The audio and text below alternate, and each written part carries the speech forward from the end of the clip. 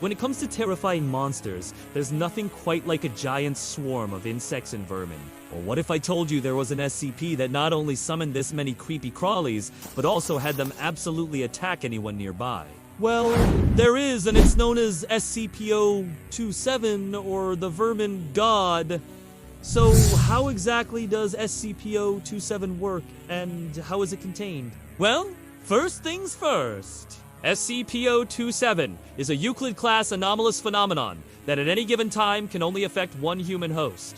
At all times, the host will be constantly surrounded by a swarming mass of vermin. This includes flying insects such as gnats and flies and crawling creatures such as lice, cockroaches, worms, spiders, mice, and rats. And no, the host has no control over these creatures.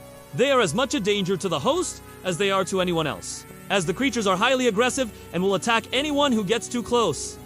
Yes, even the host. As the name suggests, SCP-027 is known as the Vermin God, and it will make you wish it was just a myth, because the moment the host stops moving, the creatures will begin to pile on top of them, biting, stinging, and generally making their existence as unpleasant as possible. What makes this SCP so terrifying is that the swarm gets bigger the longer the host remains in one place, starting with a relatively small swarm of flying insects that form within seconds of the host being infected. A larger accumulation of crawling animals will also begin to form. At this point, you might be wondering how Foundation personnel are able to contain such a terrifying creature. Well, currently, the host is contained in a standard humanoid containment cell with a grated floor. This allows the vacuum system beneath it to turn the tide against SCP-027 by sucking up the vermin before they can do any damage.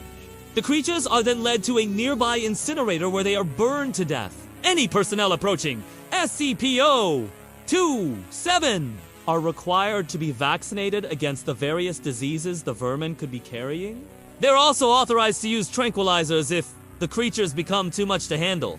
However, high-value personnel are to be kept as far away from SCP-027 as possible until more is known about the phenomena. But what about when the current host dies?